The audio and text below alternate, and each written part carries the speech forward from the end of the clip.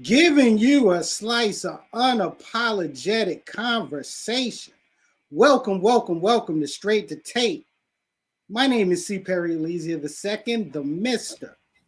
Fantastic. The podcast is Fantastic Four. First, the comedian, professional joke slinger Tico the Gallo. What's good, Tico? I raised the dead, and now they're living. I killed the living, and now they're dead. You know what it do. Hot sauce on your taco. Tico de Gallo. Oh my God. Oh my God. I don't know whether to snap or snap. Yeah. And of course, the first lady of S2T, the quintessential hip hop mom, Keisha with a Y. What's good, T? What's up, y'all? It's Keisha with the Y, aka Hip Hop Mom, aka Sue, and your mom's favorite mom. Nice. And of course, our social media assassin for the 2-1. Ladies and gentlemen, it's Rob the Actual. What's good, Rob? Man, listen, man. You know how I do, man. Always in the building, ruggedly handsome, geekishly intelligent, no bull. You know what I'm saying? Voting out here in the Bull City. You feel me? You know what I mean? Always here to bring a balanced perspective. And we about to get into some woo shit tonight. You feel me? So we got an exciting show for you today. We have a nice little woo conversation that we are going to have tonight. Now, also, don't forget, you can catch Straight to Tape Tuesdays, 8 p.m. Eastern Standard Time, right here on Facebook Live, on Twitch, and on YouTube. Audio version of Straight to Tape is available on your favorite podcasting platform. Make sure you follow us on our social media platforms, IG, Facebook, and Twitter, Straight to Tape. And you know what? I feel like I'm forgetting something. Hold on. First, yeah. Make sure you hit, you follow our, go and subscribe at our YouTube page, S2T Media. But that wasn't it. There's something else I'm forgetting. Oh yeah, I almost forgot.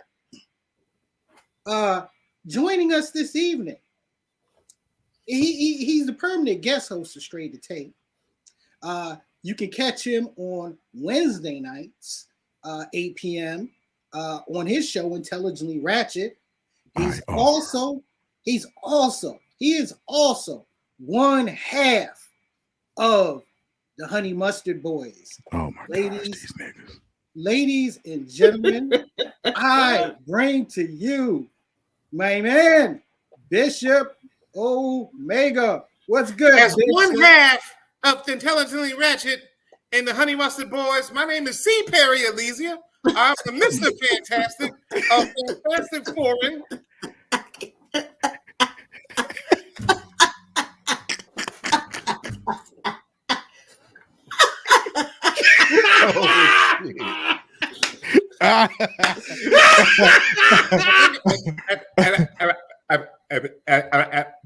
Yo.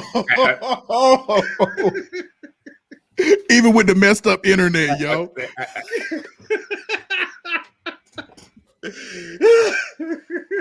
Damn. Oh wow. Oh man. Wow.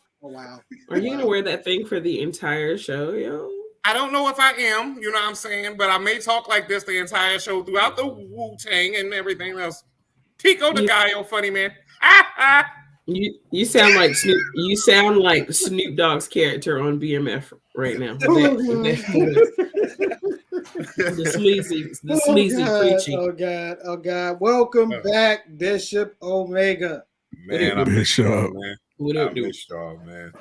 I'm glad I came on a new night, man. It was awesome, man. I missed my Sundays with you guys, but now you guys switched it up. You should have did it earlier. Then I would have been the permanent guest host on Tuesdays. But thanks for switching up. So now I got to do something on Tuesdays now. Thanks. I'm coming back, y'all, with a mixtape. Me and Tico. You know what I'm saying? Right.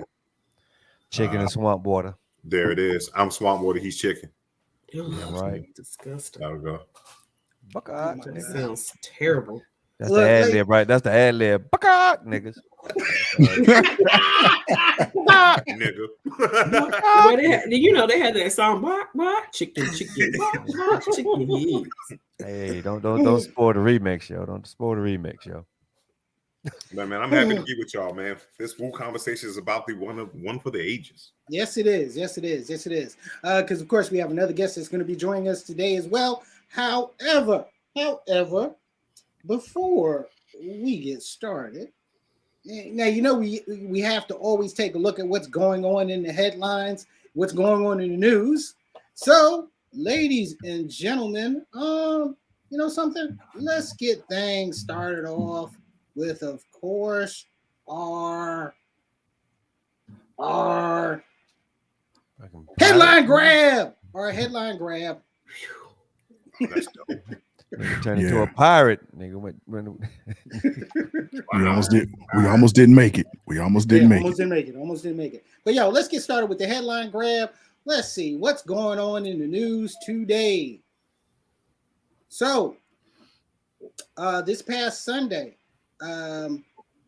Harlem drug boss Albert Alpo Martinez was killed in Harlem in a drive-by shooting. Now, Oh well, next headline grab. I mean, look, the thing that stuck out to me and just reminded me of something that has always been a fucking pet peeve of mine. What's that? So you do a crime, you're on the run. It seems like blacks, well, he's committed the crime. He robbed the bank in North Hills in Raleigh, in North Hills. He robbed the Wachovia back then. He was found on the run in Zebulon, Raleigh.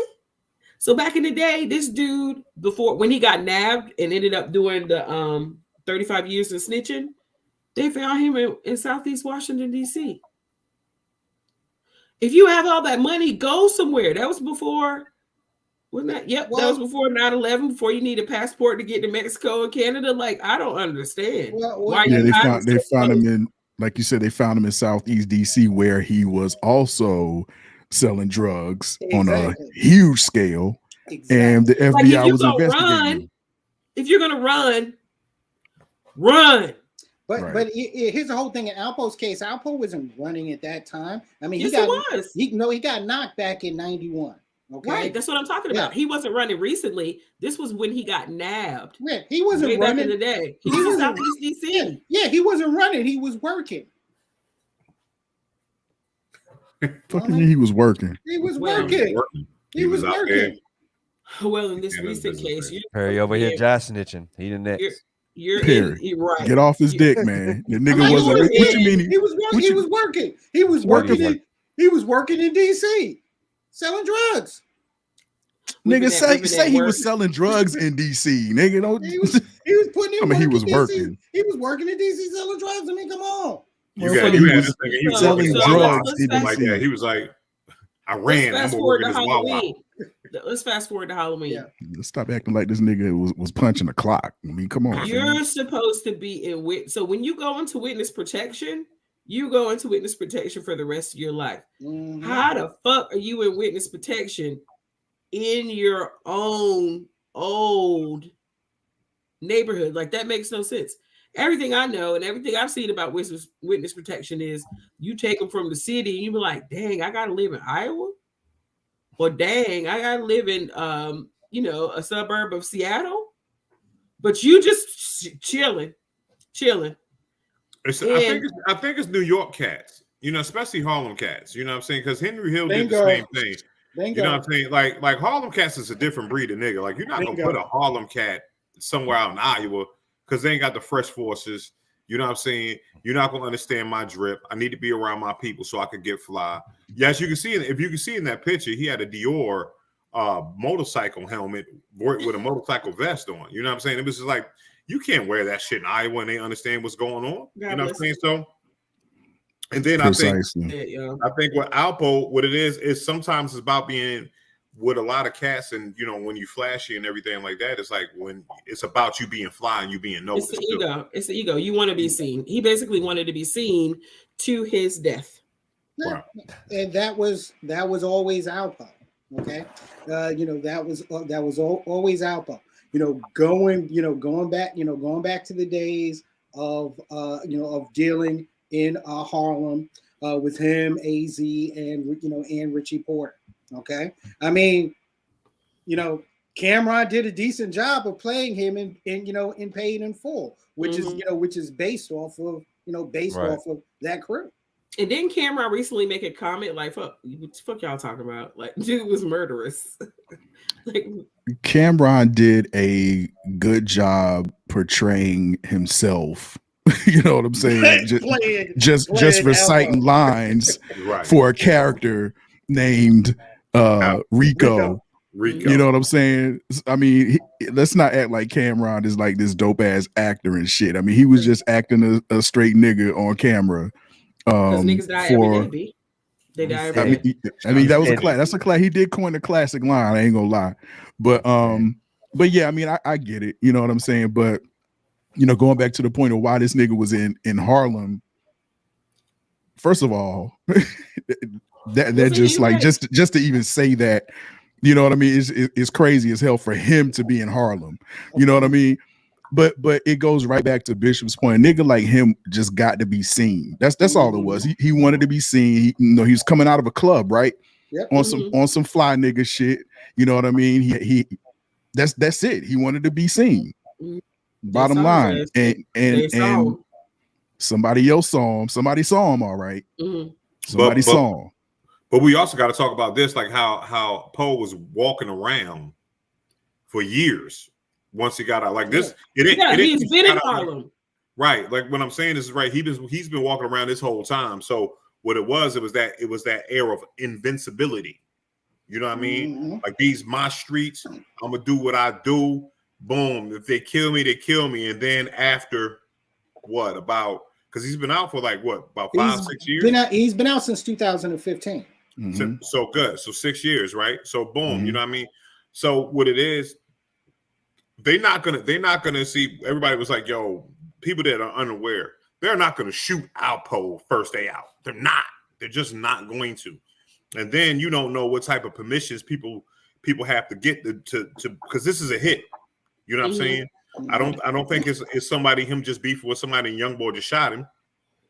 I believe that this is a hit, and someone had to call the shots and do it where it looked like what it looked like.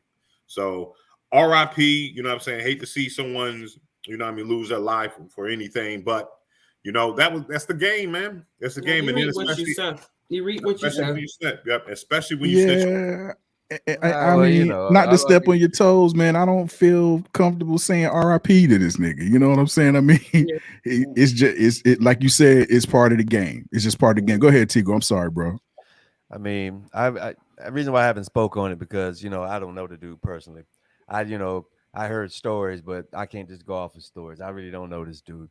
But it's like, I mean, death to anybody is fucked up.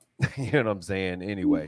But, you know, yeah, I heard he was, you know, he's a ruthless dude. And I heard some, you know, I've heard the cases, I've seen the cases, and yeah, man. I mean, dude. I mean, to be honest, as far as like the hip hop culture, as far as like gangster rap is concerned, you know, it was, you know, somebody. There's a lot of cats played that character, played his character. You know what I mean? To you know, to build themselves up. You know, so I guess to all the gangster rappers and all that. You know what I'm saying?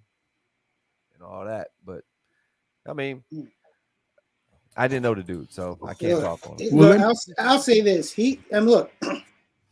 He's a part of our gangster stories, okay? Yeah, I mean, gangster stories. Look, we are, and we all have them, okay? I mean, I'm sorry. Italian. Look, the Italians had Lucky Luciano. Italians had, Teflon Don, Okay, Yeah. you know, the Irish had Whitey. You know, the Irish had Whitey Bulger. Okay, you know, we had cats like Alpo. You know, we had cats like Fat Cat Nichols, like Pappy Mason. Right. You know, that lived out. You know, that lived out. You know, in story and in rhyme. Okay, so so whether it's good, whether it's good or bad, it's still a story and still a story of ours to tell. I mean, hell, every Sunday we watching BMF. Yeah, I mean, and that's another thing. That's another thing that I wanted to touch on. What was that? Oh, I apologize, Rob. I'm sorry. What was that? I guess I have to see how, even though I know how it's going to end up, right? I still have to watch it, but I just it disrupts my soul on a Sunday morning. Everybody's so angry. Like nobody's had a good, like, even in shows that are full of death and crime and tragedy and all that stuff, there are little pockets normally of bright, not even a dude like having power, a baby. Like power, little pockets of goodness, brightness, right? This show has none of that. First of all, Wood Harris is my bright pocket of emptiness. You know what I'm saying? I like him because so it's like this. You have to find the comedy within the tragedy. You have to be a sick person like myself. Well, I mean, never get high on your own supply and all that stuff. But I'm talking about like real, like not even they didn't even really showcase the little brother, whatever his name is, his son being born really that much. That was a happy time. Like the mom and daddy, they beefing, the daughters beefing with the brothers and the mommy and daddy, the brothers beefing with each other. And then you got Lamar, crazy ass, running around, juking everybody. Like, do you think it's heavy? It's heavy. Like I have to watch cartoons after I watch it. So do you think it's heavy when like hitting people in a subconscious level? On like, you know what I'm saying, on some angry man shit on Monday shit? No, I don't think it's that. I just think it's the nature of the story. But like, damn, like the little girls. I don't know if y'all watched last week's episode, but it's hard. It's like there's no happiness in the shit at all. Not even like, oh, we made a whole lot of money, we're so happy, yay. There's no joy in the fucking storyline at all. Yeah. But I don't know that you're supposed to get that though, Key. Yeah, you know what I'm saying? It is part of the formula to me, my opinion, that makes a good show and shows that people are human. Yes, they may do fucked up stuff. Yes, they may have like a horrible life, but in almost everyone's lives, there is some sprinkle of fucking goodness. Happiness, right? Yeah, of goodness. I feel you. This show is completely void of that. And I mean, like, for real, I've said this over and over, but like I'm getting emotional just thinking about trying to think through all the episodes that I watched. There's nobody's fucking happy. No one about anything. I except for our drug money. I have a couple of them. When Homeboy finally got to hit Shorty, that's a happy time. When Lamar hit Homegirl in the bathroom and her face was on the floor, that's awesome. That's terrible. The fucking hairstyles are terrible in themselves. The acting is laughable until you get to, like the first episode. I was like, God, but I'm fucking with it. Okay. You know what I'm saying? So also Lamar when he did the bedtime story, that was a sweet moment. You know what I'm saying? To show that he's not completely a monster. But that ain't his kid, yo. It's not his child. His kid. He's nuts. Can I say this right here? That's a man that loves a baby. You know what I'm saying? Okay, that loves taking someone else's. He's a Philip Drummer of the hood. He has taken in. You know what I'm saying? You got to look at you. He's a human there. You know what I'm saying? He's just not on his. There's a difference between showing a human side of a murderous singer and showing a happy moment in people's lives. There's a difference between that. Yes, he's taking up the responsibility of caring for that baby. That's fine. But there have been no happy moments. He's always happy when he murders. It's like major, It's like major thing. He's as happy as at murdering. I mean, I've been singing "You Can't Stop the Rain" all week. Everybody has. I haven't seen that part. I haven't seen it. I got don't spoil it. I'm just saying. I put it on my playlist. I was like, oh, okay. Well, I mean, and getting back to Alpo, and then the fact that a whole movie was made about their story about Alpo, AZ, and Rich Porter. I'm speaking of Paid in Full, and we're watching currently this BMF series, which is also loosely based on a true story of the Black Mafia family, Terry and Meech Flannery. I wanted to talk about, because I posted about it earlier, I wanted to talk about our fascination with this stuff. I mean, even as a kid, like I said, I'm not preaching, but because I'm right there with everybody. Even as a kid, when I was a teenager, or even younger than that, man, I was damn near an expert on the Italian mafia. Exactly. Yeah, we used to watch the old black and whites, right? The old black and whites with your pops and with your grandpops. You watching the old black and whites, like learning about the real mafia dudes. Yeah. And then I'm actually studying stuff about the mob, you know what I mean? And then I'm originally from Philly, so I'm studying about the Philly mob and Nicky Scarfo and Angelo Bruno and Sal Testa and all that type of shit. Tommy Del Giorno, all them niggas, you know what I'm saying? And we have a fascination with this lore, this crime, this life of crime, this organized crime. I mean, what was that movie we just got finished talking about? Frank Lucas, American Gangster. I mean, his whole movie's been made about this shit. Shotters, Belly, all that type of shit, man. What is our fascination with it? Like I said, I'm not being preachy because I'm right there with everybody. I would say that I'm sorry. I would say that it's like old theater. We love tragedy. It's tragedy. We love tragedy, comedy, comic tragedy, any type of tragedy. We like the most funniest cats are like Jerry Lewis. He stumbles and busts his ass, and you know what I'm saying? We laugh. The Three Stooges, the cat's getting smacked. We find that to be hilarious. You know what I'm saying? But in real life, that's not funny shit. You know what I'm saying? So, but what we do, we find that tragedy. We love tragedy, and I guess seeing somebody come up and then fuck up makes us feel a little bit better about our fuck ups. And I love the way you said that, okay? Because I mean, I look at it as rags. I look at it as the violent rags to riches story. Okay, that has always been ingrained in America, always. But it's the same. I'm sorry, Bishop, but it's the same stories that was like the McDonald's joint.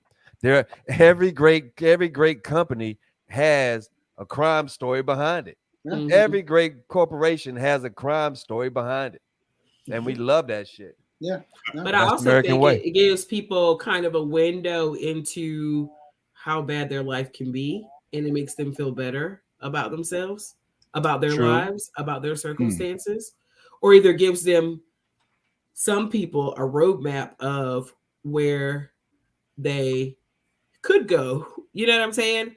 But even the news, like, I have to shut it off because there's so much tragedy on the news. I'm not one to look at other people's lives and be like, damn, my life ain't so fucked up. But if you watch the news, you will see. And if you follow these stories, you will see there's a lot of things that could be going on with you personally that aren't, either by luck or personal choices, whatever reason. Right. You're not going through this bullshit. I'm going to watch it and see how it end up, even though you know how it's going to end up, right? But you just kind of, like Rob says, infatuated with that. Right. I mean, I think it's ingrained in America. American loves the gangsters. Yeah. You know what I'm saying? It's America. It's like Bonnie and Clyde. America was built by gangsters. They used to, like, people used to actually they knew Bonnie and Clyde was, and used to hide them out because they used to read the newspapers about Bonnie and Clyde, the Dillinger gang, Ma Baker and her boys, and all that stuff right there. So we're talking about, like, in the 1920s and 1910s, America loves the gangster. You know what I'm saying? That's what it is. So all it is just what America is. It's the corn syrup of America, just like racism. You know what I'm saying? It's in all. True that. And True not that. Yo, to you're absolutely right. You are absolutely right. Go ahead. Go ahead, Rob. I'm sorry. and not to segue too early, because this is a good discussion, but even in Wu-Tang music, you know what I'm saying? Yeah. We talking about was like one of the most heralded projects of Wu-Tang is Only Built for Cuban Links. Right. And it's talking about the game. It's from the perspective of the game. You feel me? Yeah. So we like I said, we got a fascination with that stuff, man. It's that in itself is fascinating to me. Like, you know, Yeah. But sex and violence sells. yeah. Well, Rob, it's anybody bucking the establishment, going against the grain of the establishment. You know, wishing that we could go against the establishment. Wishing we had a crew that we probably could go with through the establishment like that. I mean, that's basically what it is. Yeah, you know, you telling me I can't do this, but I'm about to show you how I'm gonna do this by any means necessary. Right. Rags to riches stories too. Right. Yeah. Right. And the bestest ones, the bestest stories that are told are ones that have that's my kind of rub with BMF, because I don't like these people, right? I don't like them. There's nothing in the story to make me like them. The bestest stories that are told show these criminals, lack of a better term, as actual human beings. Their characters are developed in such a way that you end up rooting for them. You know what I'm saying? Even if you very well know what's going to happen and that how was it my ends up. point. If it's based on a true story, you end up rooting for these people because they're shown as human beings. And people that have lives and they have good times and they have bad times, but they're shown as human beings and you empathize with them. This BMF shit is not that. I want all that. That shit like that. That shit like Titanic. That shit like Titanic. We all for the little girl. And we all knew the Titanic was going to motherfucking sink, but yet and still, motherfuckers was boohoo and crying at the end. You knew that shit was going to go there. Hey, look, just to wrap it. Once again, American stories. Okay, I mean, we're talking rags to riches. We're talking fighting against the establishment. All right, whether who you're cheering for is just or moral or not. You know, it's part of the story. All right, ladies and gentlemen, let's get to the main topic of conversation this evening. Let's get to our Wu conversation. And to join us in our Wu conversation, man, this guy. No. Look. This guy wears so many hats. I can't even tell what hat he's wearing from the by the hour. Okay, you know him as the rapper Chaundon. Okay, you know him as Donovan Duval from that You Black Niggas Network. Okay, you might know him as DJ Finn. But ladies and gentlemen, let's bring our man in, Finian St. Omer. How's it going, good people? How's it going? What up? All right, brother. What's going on with you? You sound all Barry Whitest and shit. Sound all Barry Whitest and shit. Oh, that's why you sound. That's why you got some berry juice. Yeah, that's why you some sound berry juice. There it is. What up, man? What's going on, people? Hope everybody's doing well tonight. Doing well. But yeah, let's talk about Wu. Okay. Last Wednesday, we had the season finale of season 2 of Wu-Tang and an American Saga, the Hulu hit series Wu-Tang and American Saga. What am I gonna do tomorrow? Oh, it was a season finale. I thought it ended like it was one more episode about to come out. Like no, that was the season finale. No, that's the season finale. Oh snap! I was none the wiser. I'm looking forward to tomorrow. That's what I'm saying. I did not know. I thought we had one more episode at least. Damn. Okay. All right. Somebody slide me their Hulu premium credentials so I can do season 6 of Real Housewives of the Potomac. Thank you. Just inbox me. God, no. And we ain't going there. We ain't going there with you this week on that. Okay? Yeah. But nah. I mean, okay. Season 1, was an incredible starting point. Okay. Season 2, as you see the development of the Wu, I mean, y'all talk about how incredible it's been from from episode 1, where where RZA is in Ohio, okay, after leaving NY, to the end of the season, and they're finally on. Well, the thing about it, dude, the soundtrack. Regardless of the fact, I was in North Carolina when they was doing their shit. But the music that was playing and that they were listening to was the same shit that I was listening to down it's the here. soundtrack of our So lives. exactly. Yeah, absolutely. So I can feel that, because like Keith said, it's the soundtrack of our lives. I can feel that. That brought me to and hearing stories connects me with this this, because we're hip hop kids, right? We're hip hop heads, and we knew that. And if I'm not mistaken, Taj from Seven Tribe and went down to Jack the Rapper and had came back and with told that us story. about With these, all the stories. with this story about, he's like, yo, there's these cat that's came out there and they just bum rushed the fucking show, pushed the dude off the stage and started rhyming. They were like, who? That's called the Wu-Tang Clan.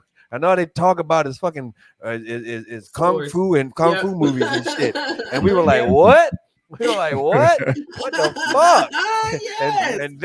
and then all of a sudden, our friend Dave, shout out to you, my brother, Dave Tompkins, who wrote, who's a freelance writer for the hip hop magazines, had blessed us, which I still have, ODB's demo tape.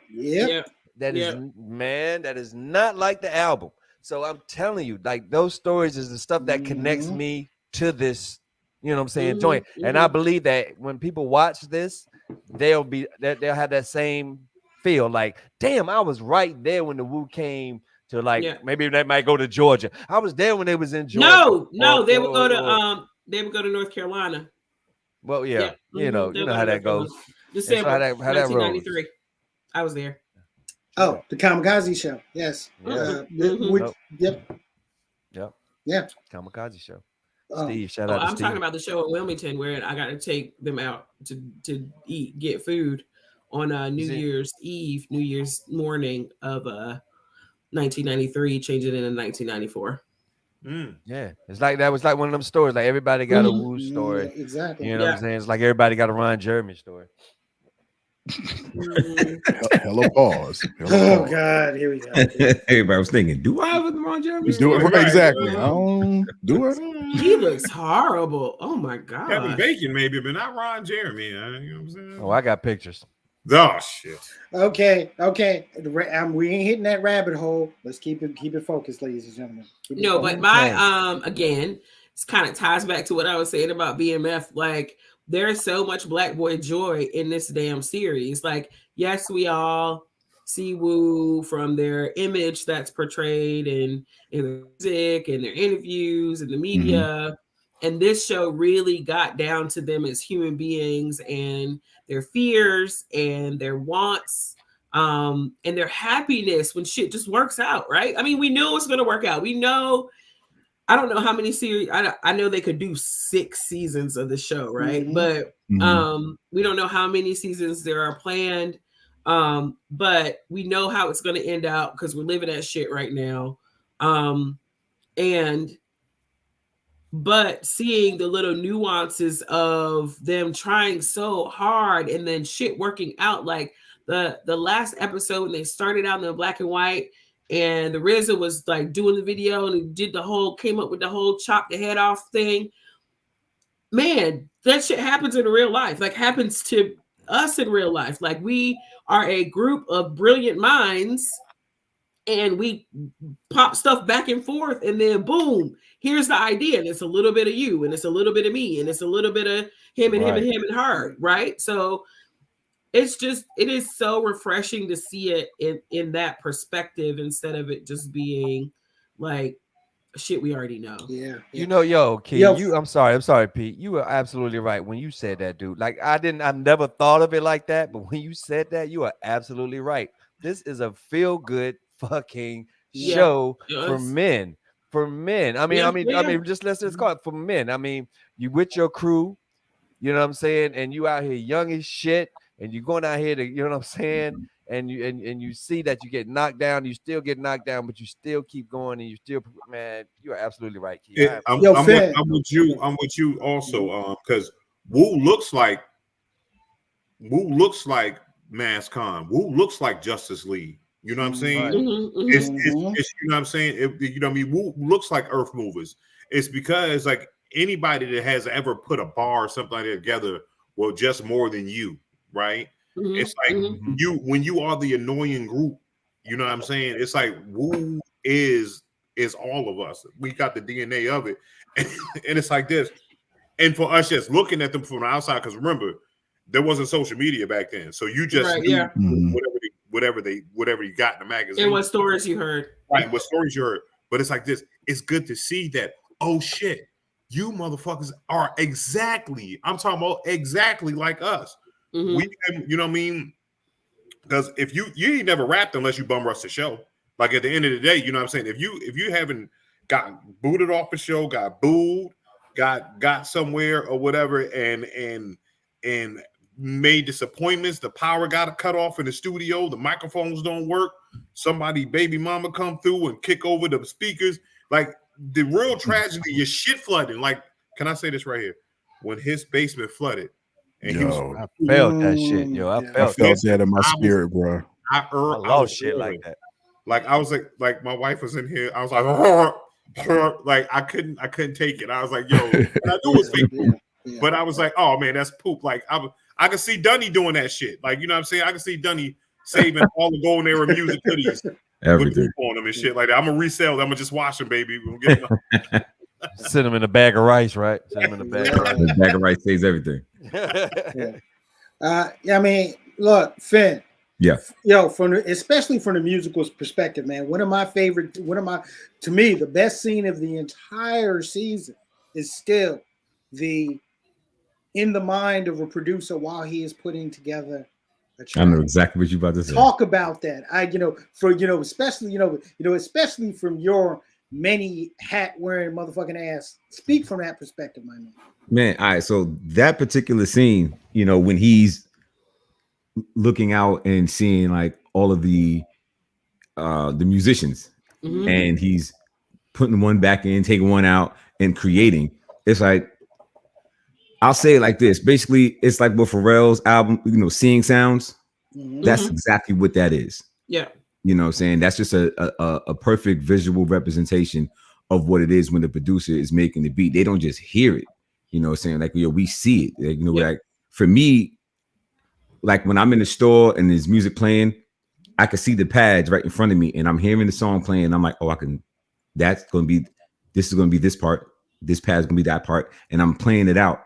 And I'm like, wait until I get home and I'm going to do the same thing. And it comes out like we can actually see it, feel it, and then bring it to life at the same time. So watching that particular episode was just so inspiring. It's like, well, truthfully, every episode is inspiring because at the end of every episode, all I want to do is just go make beats. Has there ever been anything that visualizes production like that? I can't think of anything that actually kind of puts it on in front of your eyes. Yes. Not like that. Yes. I'm sorry, Finn. Have you played? Yeah. It's an Xbox game that came out where the beats would come, but you would see the waves, right? And you would have to hit the pad exactly when when the beat. So you would see Dance Revolution. No. It was a beat. It was a beat joint, and yeah, I know what you're talking about. You could do it, and you had to hit it just right. And it was weird because Brad had told me when he makes beats, he sees colors. You know what I'm saying? And he's not the only person I've heard say that. But Kanye said it. Kanye said it a lot. Yeah. Kanye said that on his very first MTV. It was a Cribs or some, like when he first dropped, and MTV was in his house and in his studio, and he was talking about how he sees music, and everybody thought it was so fucking weird. But I know a lot of people that, like you said, a lot of people that say they see it. Now, I like being in the studio with a producer, I've seen Finn make beats before. I've seen Knife do beats. The way they set it up, that's exactly how it sounds. It'd be like, do, ping, ping, ping, ping, ping, ping, ping, ping, ping, ping, do, ha, ping, ping, ping, ping, do. And then they press play, And he like, violence. oh shit, this might be like, Yeah. Right. you like Right. this from the pinks and two My brain can't think segment it like that. Yeah, and then put it all like, nah. but like kind of layering it on top of each other in my mind, in my brain, this doesn't work like that. Yeah.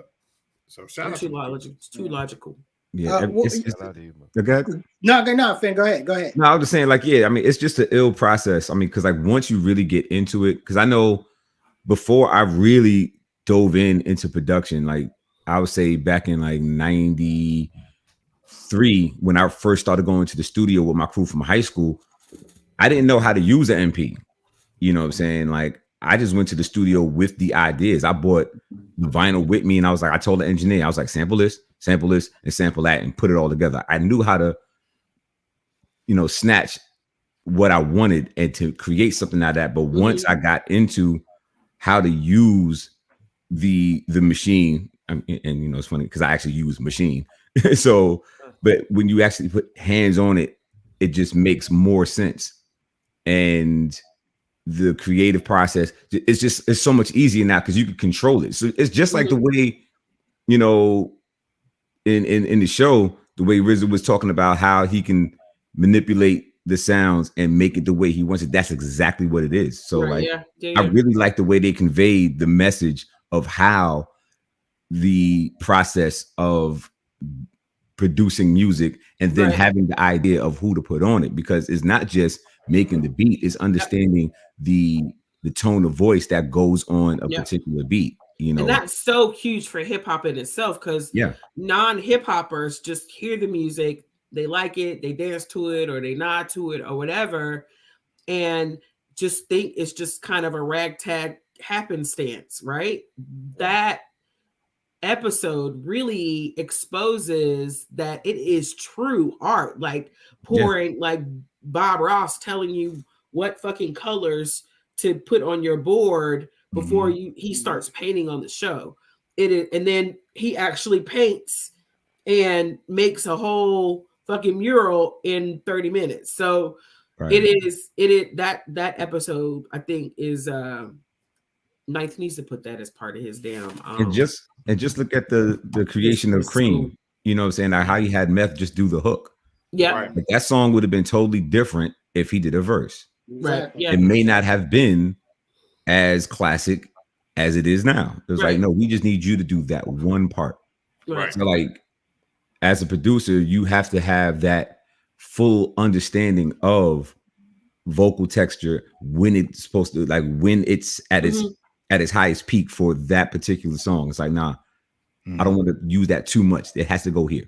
Yeah. Right. You know that is true. However, I think a lot of what they also showcased is, and I'm a firm believer, is shit's gonna be how it's supposed to be, right?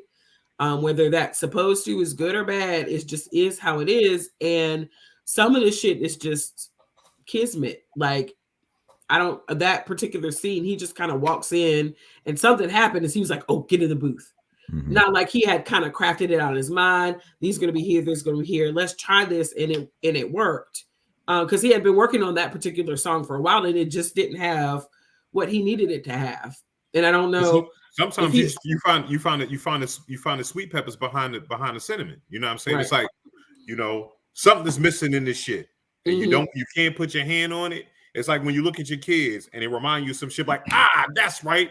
Right. Yeah. I left the other one in the car. Yeah. You know what I'm saying? Like, what the fuck? 1, 2.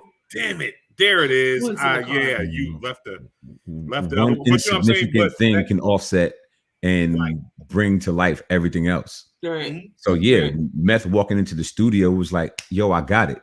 Like, yo, get in the booth. I have an idea. Yeah. Because truthfully, he already had an idea. He just didn't know how to just say, yo, I need Meth to do the hook until the moment happened. The moment happened, you know right? So, exactly. I mean, and that's all it is. And I know I do that for myself. I mean, I've turned down thousands of beats from, like, I turned down beats from Pete Rock, and them beats are so dope. But I was just like, you know what? It won't work with my vocal tone. I'm not one of those artists that think, yo, I'm dope on everything. No, I can rap to everything, but that don't mean it's going to be a final product that's going to sell. So it has to have that, like, you know, again, that knowledge of, and I was talking about Wu, that knowledge of self, You know what I'm saying? Mhm. And having the bigger picture in mind. Yeah. So, you know, it's, I mean, he knew it subconsciously. Can we talk about the bigger picture real quick? Yeah. How he did Dirty. Yeah, Yo, you read my mind, yeah. That was a perfect scene.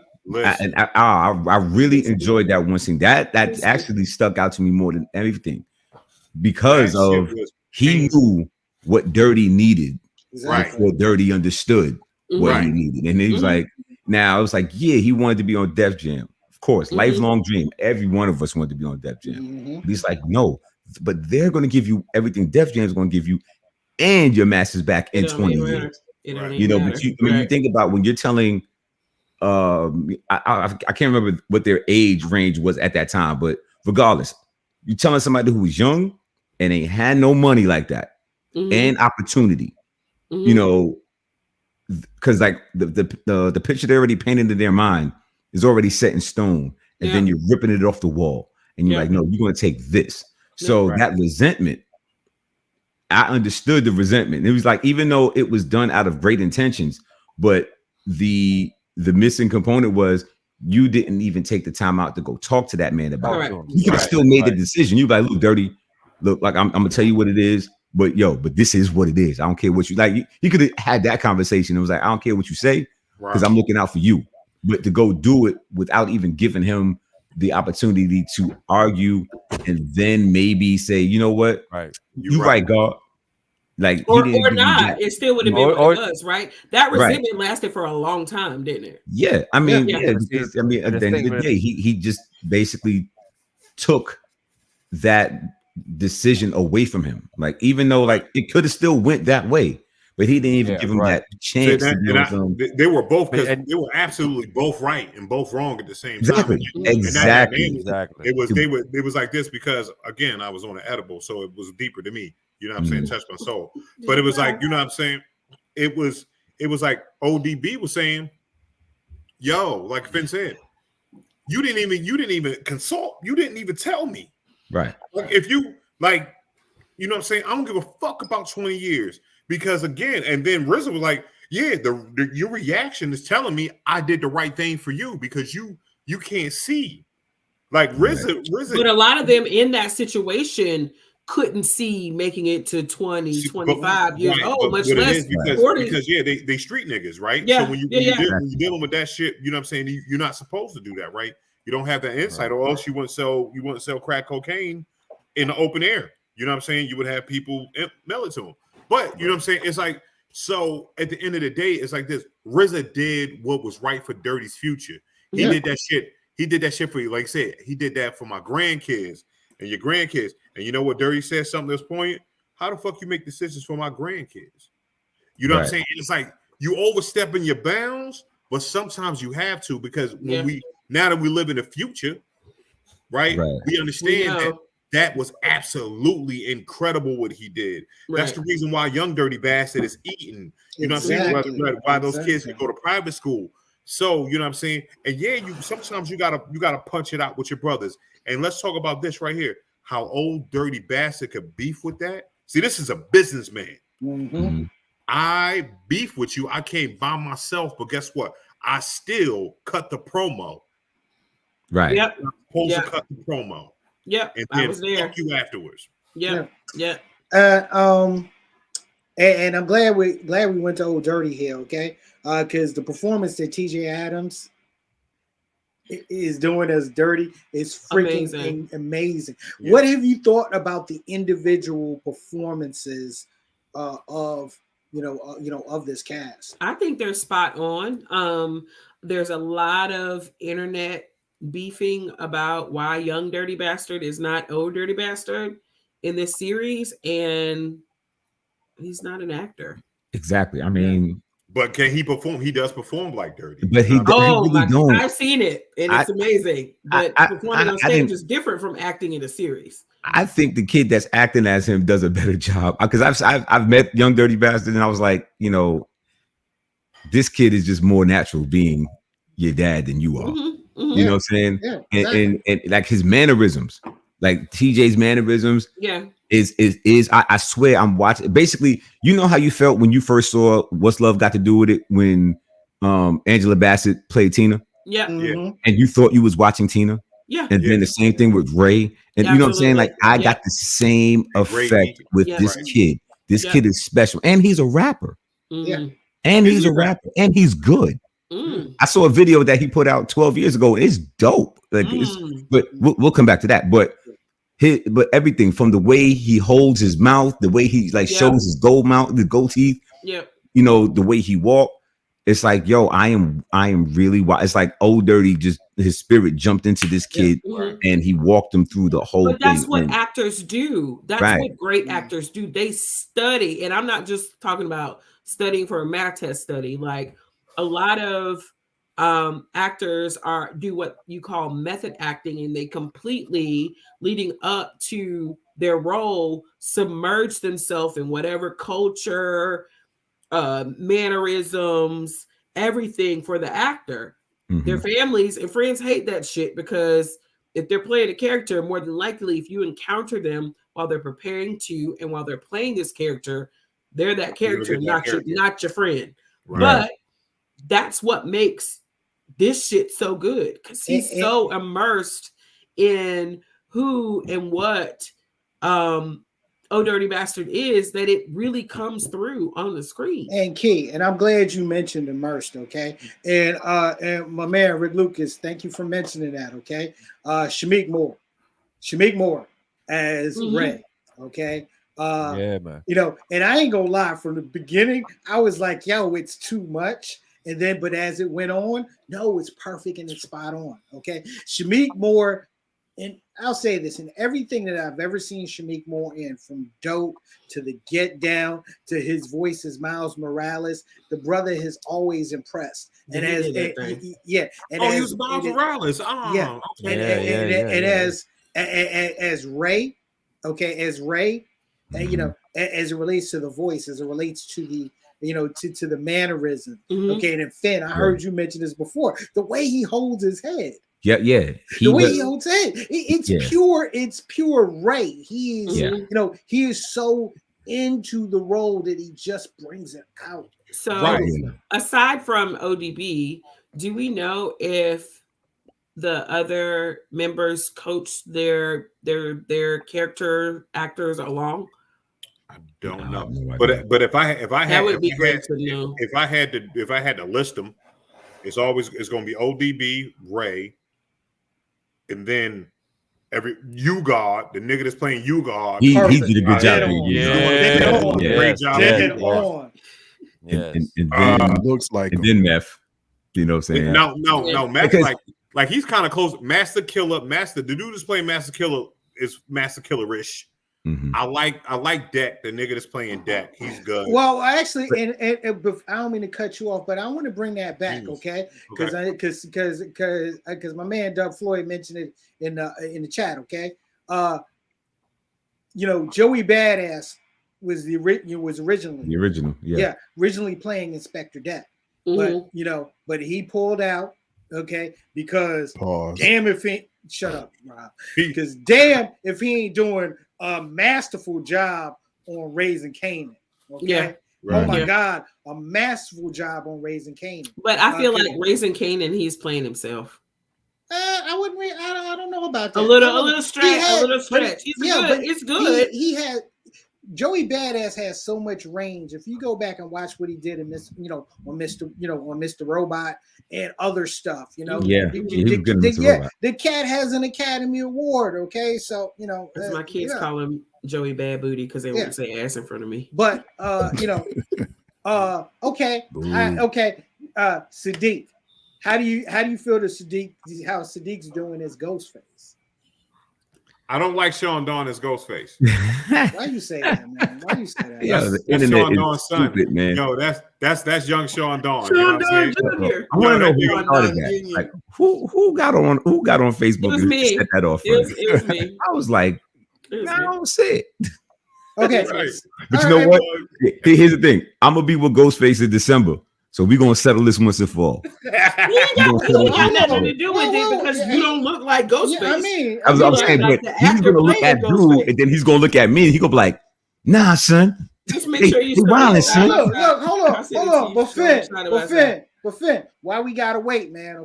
Okay. So look, so you got Ghostface. Oh shit! Ghostface on the left, okay, and you have actor Sadiq Saunderson on the right, okay.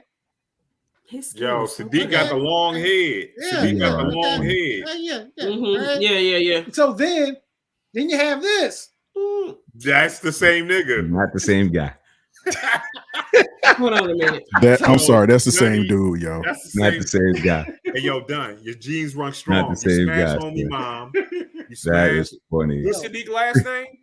It's Saunderson. You smashed Miss Saunderson back in the Bronx in what 2015. You know what I'm saying? Then tried to murder you. Then you came on down. Then you came on. I'm not 2015. Excuse me, 95. Then you came on down and played and went to Central during that time. He the long lost son. He the long lost son. We go holler at him, get some bread, Mike. Harry, hold on a minute. Hold on. So Dunny, do you need to do an episode of Maury? I'm just saying. Hey, we might have to. If the internet says so, then let's go. But I think the storyline, I think he's doing a great job. Oh, you know what I'm saying? Like, I don't get Ghostface vibes from him, but the story is so dope. I don't care. I don't know about Ghostface vibes because it's showing a lot of his internal like family struggle. Like that's what his story is centered around, and we don't get to see that. Right, but I'm saying, but in comparison to to the kid that's playing Old Dirty, you know what I'm saying? I'm talking about like we don't see his Ghost's story in the series is around his family and how he's trying to feed his family and his mom and his brothers. Like nobody really else has that component right. But even now. To the performances when they were on stage, when they're in the studio, like that's what I'm saying. Like I don't get none of that, but it doesn't matter because the storyline is so dope. His character is so pivotal into the story. It's like, dude, you could have been dark as me playing Ghostface, and I wouldn't even care. You mean like this? Here we go. You mean like this? I'm just saying, like this. You know what I'm saying? Like, like it ain't never coming back. The story is so dope. It's like like everybody doesn't have to be spot on as long as they got 2 to 3. 2 to 3, and we I'm cool. It's all about the story at the end of the day. Critiquing down race, we want everybody to look like everybody. Like in my I don't even care if the bitch that plays me in my life story looks like me, as long as she embodies my spirit. That's all. Right. Because I mean, it's going to be hard to to really find somebody to look like somebody. Joshua Gunn will be playing me in the Straight to Tape movie. Stupid. No, Josh Gunn will not. I will have you know. No, it'll be yo,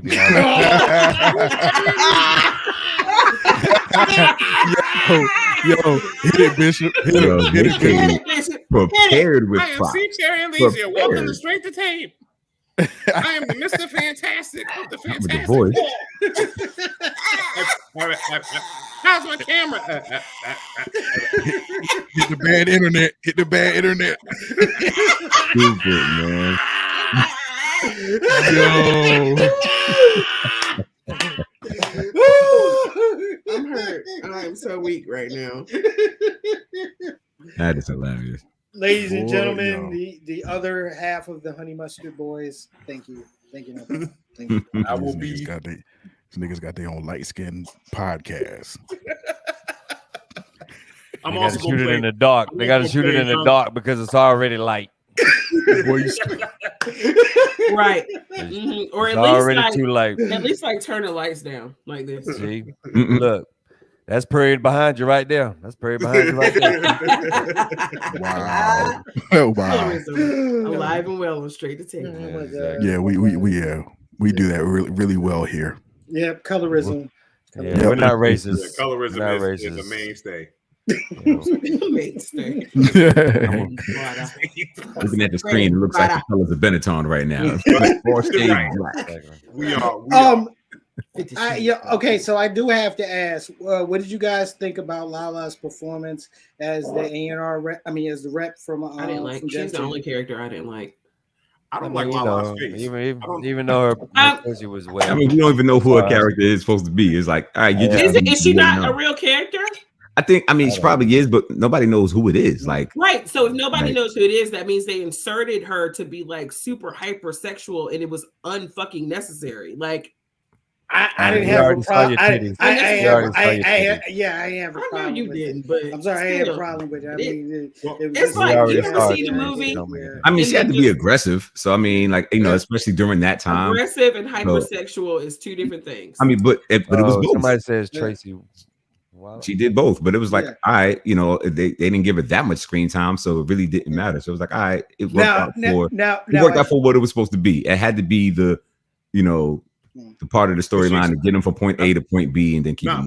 But she did explain herself. She said, like, as she was doing the inner narration, Mm-hmm. she says, she does that to knock niggas back, knock people off the You know what I'm saying? And it was like this, so that way you take it more serious. Oh, look at these cats, they start swallowing. He was like, because she said, I do this because these niggas talk about their dicks all the time. When I talk about my pussy, it automatically knocks them back. And that was right at the beginning of the Little Kim imposed sexual revolution. Blah blah blah. I wish we would have gotten more Dante Ross, just because it's Dante Ross and that's it. Right. Well, I want to say this though. Can we talk about how Homeboy that's playing RZA got real RZA-y on this? You know, that's the elephant in the room. I don't care about how he does his voice at all. It's me either, bro. I can't stand it. No, but it did switch, Fed. It switched. Like, he was a little RZA-y. And he was like, I need you to trust me and love me and do what I say. And then the next episode, he was just like extra. I'm extra RZA-y. Okay, ho. This is straight to tape. Hey, RZA picked him out, so it's like it's gonna be what's gonna be at this point. And what about the scene in the next to last episode where you had 3 different RZAs on screen at the same time? I loved that. Yeah, that was dope.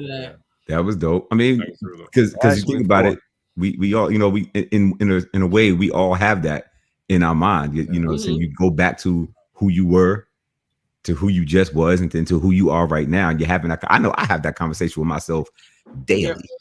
You know what I'm saying? Because it keeps me grounded and it makes things very clear.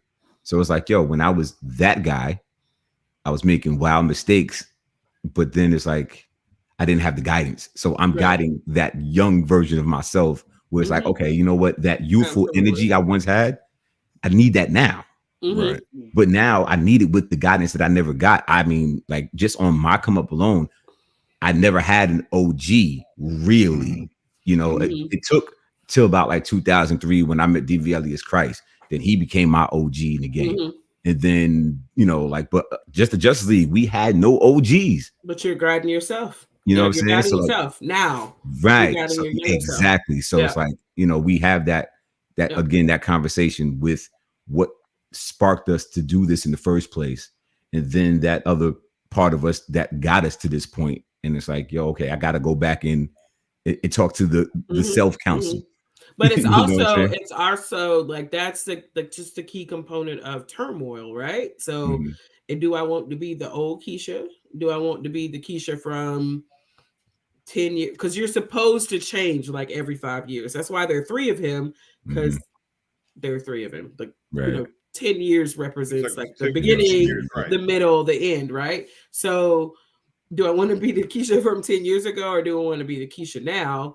And all of those 3 have to kind of not necessarily fight it out, but work together, because there's some shit I learned when I was younger that I will never let go of. I will always hold on to.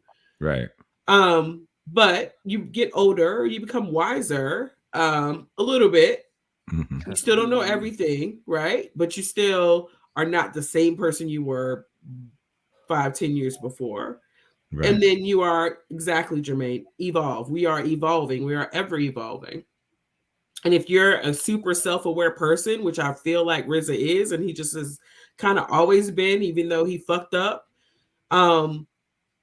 you see and feel that evolution in yourself, right? And you can look back at marked points of your own evolution and then springboard into your new evolution. Right. I should have said that like I RZA, mean, because it sounds like let's something talk. RZA But would say. let's You got to see, springboard and we yourself also Springboard to the yourself. resolution to get to the we other also got to revolution. remember. We also got to remember that back in those days, to get your to get an album out was way harder than it is now. You know what I'm saying? So cats had to, you really had to push them. You had to work, had to make them telephone calls. I remember driving cats up to New York and shit, riding with cats in New York, standing in fucking front of them record companies and shit, and all types of stuff. That shit is crazy, man. Trying to find cats to push a demo out to. So yeah, those stories, man, are wild. So it's to be interesting to see cats like now, like the Chris Brown story that'll probably come out some years down the line, like how the internet, how he freaked the internet or something, or the D Nice story. It's gonna be an interesting turn of events. Like, who else would especially- you want to see? Right. Soldier Like, Boy. hey, that would be a That good actually story. would be I a mean, dope story. That would be Exactly. You know what I'm a saying? dope, I mean, be a dope story. business wise, that'd be a great business movie. Wise, right. what You know what I'm I mean? Because the Yeah. business has changed. Every time we had a good, funny, or a good movie that represented us, it was about us doing us. Master P, you know what I'm saying? He Mhm. changed the game, right? I mean, as much as cats wanted to talk shit about Hammer, he changed the game. You know what Right. I'm saying? And we saw the business part. And if cats are stuck on the grimy shit and not realizing that, hey, I'm throwing you jewels out here. This is the business. This is what you need to be knowing. You need to be knowing about this. You need to be knowing about that. Stop signing these 360 deals and shit like that. You know what I mean? So, but hey, the crazy thing about it is these stories go way back, and they're still happening today. So. Right. And look, okay, so just to switch it up in our Wu conversation here. All right. Once Upon a Time in Shaolin is now under new ownership. Now, of course, this was the album that was sold to Pharma CEO Martin Shkreli, who got busted, went to jail. Mr. Dickhead. I like exactly. And the feds took control of that album or that piece of art. And it crazy. Yeah. And that piece of art was recently sold to a collective called Pleasure DAL, a cryptocurrency company. It was sold for $4 million. And I recently heard, actually last week, RZA was on with Ebro in the morning on Hot 97. And he talked about the possibility of, one, this being treated as a piece of art, okay? And not like an album where you can download it or you can buy it off of a website. He would like this to be a piece of art where you have to go to an exhibit, right? Or one spot to take it in, right, and experience it. I mean, what are your thoughts of hip hop being treated that way as what we would call Van Gogh artists? You know what I mean? I think we're getting into that. Especially with the digital currency, with NFTs and all that, you know what I mean, where you can digitalize your art and you can sell it in that manner, you know what I'm saying? So I think we're getting there, you know what I mean? It's going to be appreciated more. And I think Wu, when you put together a 400-pound pedestal and with your album in it, you know what I'm saying, you make it art. It's a sculpture at this point in time. It just happens to play music, so you make it an installment. It's just that we just have to do it. We just have to say, I want to see it. Right. We just have to say, yo, the golden era music. This is the Shame Collective of all unreleased music, and this shit is in a basketball that you only could put in a fucking slip of notebook paper with the right words on it to open the shit up to listen to it. Right. Whatever wild shit you make it. It's gonna be that. Yeah. It's gonna be that, right? And I think that if we make it art, then it will be. Yeah, yeah. Right. I mean, But I wouldn't know that be personally, I don't want to hear that album just because of the way the members hated doing that record. Mm-hmm. And I'm like, all right, then if y'all don't like it, then I don't want to hear it. Now, on the flip, another reason why I don't want to hear it is because of the way it was created to be sold to one person. I think that's just dope. You know what I'm saying? In itself, because it's like now, because it's the mystique of the album. Yeah. You know what I'm saying? Now, you know what I mean? So I like that aspect of it where it's like, yo, it's so exclusive. One person got it. And they not putting it out. And he happened to You be know what I'm saying? like You the know, world's biggest this is the true. This is the true definition of no, my brother. You gotta get your own, but they ain't got no. More. You know what I'm saying? So you want to come here, that you got to come here. So it's like, you know, how many people heard this record? You know, other than the people that made it. Outside of that, probably 4 or 5 people really heard the record, and that is just incredible to me because it's like you're the most celebrated brand in hip hop. You know what I'm saying, the biggest logo in hip hop, like the biggest group, like this is it. And you mean to tell me like nobody heard this? So like just off of that alone, I you know, I would like it to stay that way. You know what I'm saying? Because I think if we let the world hear it and then all the opinions, it'll tear it down. Yeah, you're right. So I like it as it is over there. Like, nah, just keep that. So you're saying that's what Jay Electronica should have did on his album. He should have just gave it to like a group of 5 niggas and like, you the only 5 niggas could get. Now, if they were to go back and, you know, mend their brotherhood and business acumen and then, you know, go into it like, yo, you know what? We just made another 36 Chambers. Now that one, I'll fight somebody to hear that. I don't believe. I don't believe that. I don't believe artists evolve like that. Little Brother did. That's a good Tay and Pooh did. That's a very good That's a point. good point. And Made a Lord Watch is their greatest album. Yeah, you're right. You know what I'm saying? So it's like it's not the same. It's not the same group that it was before. But it became better. But they're not the same group that there was. It doesn't matter. Before. It does. I mean, like, well, Old Dirty Bastard's dead, and that's not the same group as it is now. You're right. You know what I'm saying? But at the end of the day, the group is still the group.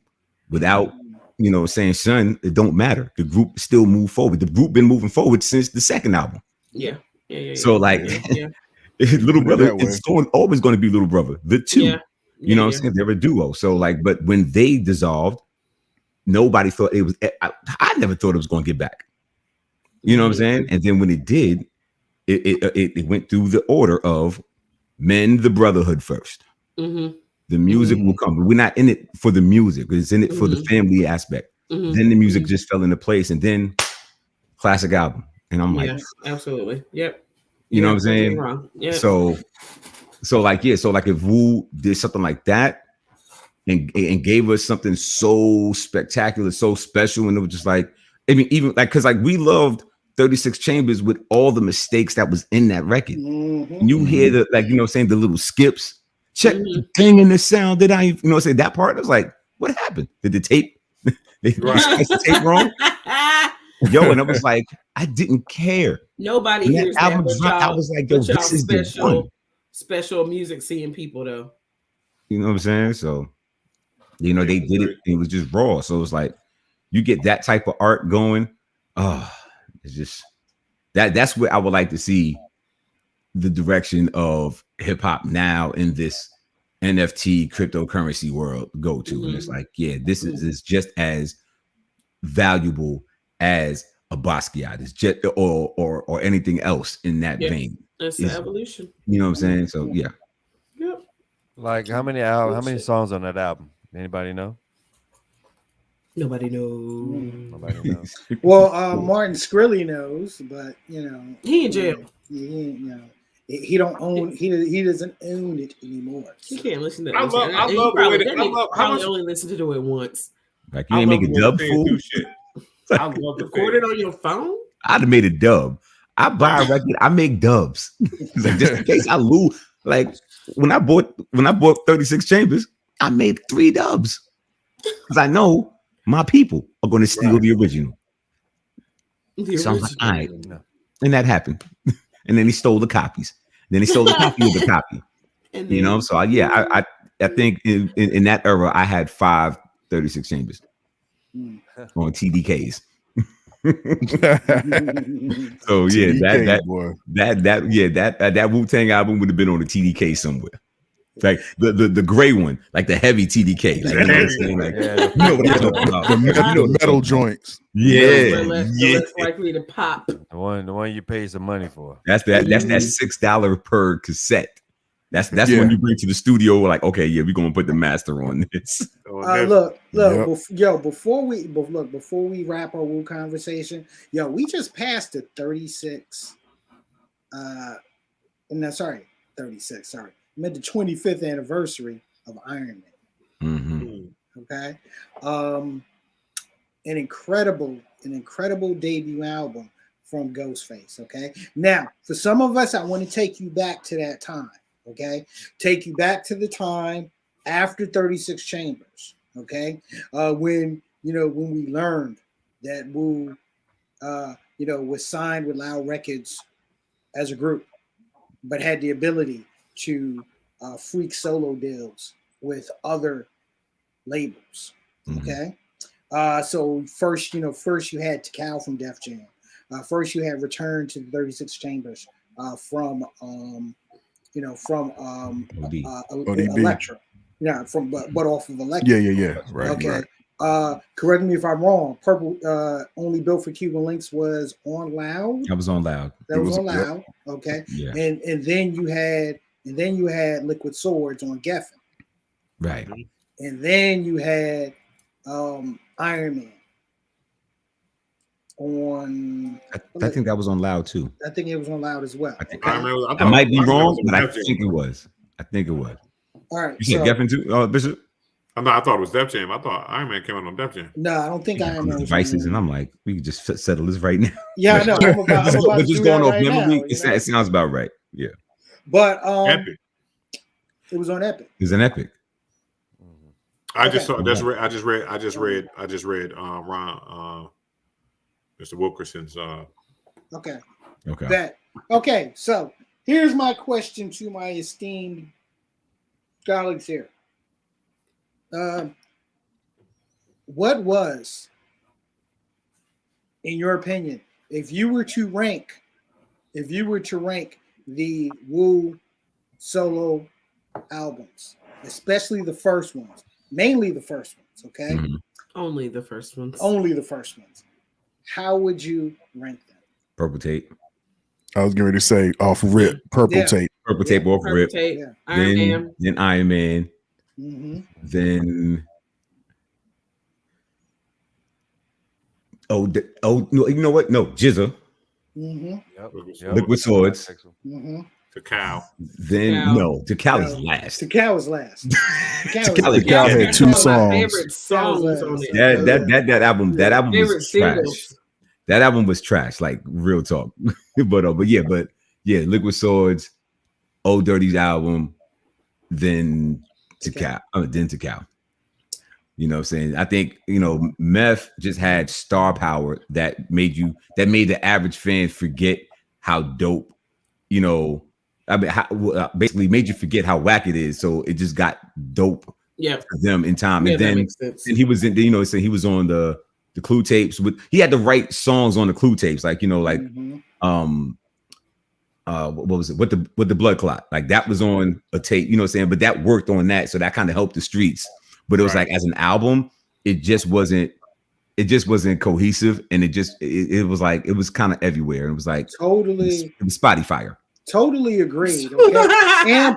and plus, he had the right promotions. I mean, think about it. Month of the Man with Tikal and Redman's Day is the Dark Side. The promotion was perfect. The promotion it gave us. He was also the sex symbol of the Wu. Right. You know what I'm saying? So like against his will, I think a lot of what he did aesthetically was to combat that. It didn't matter. Yeah, he tried everything, flipping his eyelids, not combing his hair, not getting the cut that it's like, nah, that can't be late. You can't beat him off with a stick. He was like, all right, this is what it is. Yeah. But you know what I'm saying? But still, he was dope anyway. But it just like he gave us a mid album, but he was dope. But you know what? I tell you what it was. It was the Cannabis first album. That's what the cow was. Cannabis is super dope, but he gave us a trash album. Trash album. And Method Man is the same way with Takao. Okay, don't get us into any cannabis. Yeah, I'm just saying that's the perfect way to explain it. But here's the whole thing: a cannabis debate and conversation on this show, okay, is a straight rabbit hole. Man, we're not doing it. Yeah, but at the end of the day, let's go. No matter how dope Cannabis was, that album was trash. And the same thing with Meth. Meth had style. Meth had the voice. He had the stature. He looked like, I mean, KRS once said, he was like, yo, if there was a photo of the definition of hip hop, it would be Meth. Move it in, move it out. You know out. what I'm saying? It was just like, yeah, like he had everything lined up. And then he gave us that. No, it was like you know, we used to get with me with Meth. He always do he cliched too much. Like I was like, man, stop with all the cliches. But it worked for him, right? It worked. Can we talk about how Method Man, that whole, like when you go back and listen to it, that shit was nonsensical rhymes. He was just singing. Skip to my loo on my shoe. But you could say the same thing about Old Dirty Bastard. Very true. Listen. So it's like, Old Dirty, it wasn't like Old Dirty was really going in on them bars like that. So it's just let's just call it for what it is. We love the energy. So we got the same energy from Meth, and we got that same, like they're the bookends of the Wu as far as the frontmen are concerned. So it's like, but the saving grace of Wu-Tang is Ghostface Killah, RZA, Genius, and Inspector Deck. You know what I'm saying? Because what about Ray? What about Ray? I didn't say Ray. I'm sorry. In my mind, I said Ray. Okay. When I say Ghost and Ray, the same people. Okay. So sorry. I thought I said it. I can see it. You know what I'm saying? Like I can't even say the whole Justice League names. I always forget like 3. But I can see everybody. So it's the same thing with the Wu. But yeah, like that's what it was. So like Old Dirty. Now, when I first heard Protect Your Neck, Old Dirty Bastard was the standout for me. I remember where I was when I first heard, you know what I'm saying, Protect Your Neck. Exactly. I can go right back to Hunt's Point, stand at the exact same spot with headphones on and the book bag on. You know what I'm saying? Like I just remember listening to it, and then when it got to first thing first, man, fucking with words, I was like, yo, what is this? Like everybody in the show that had that reaction, that was a real reaction. That's when I knew this show was real. Because I was like, that's exactly how I felt listening to this record. But but Meth, like he killed it. But everybody got busy, you know what I'm saying? But and it's funny, truthfully, I didn't like Ghostface.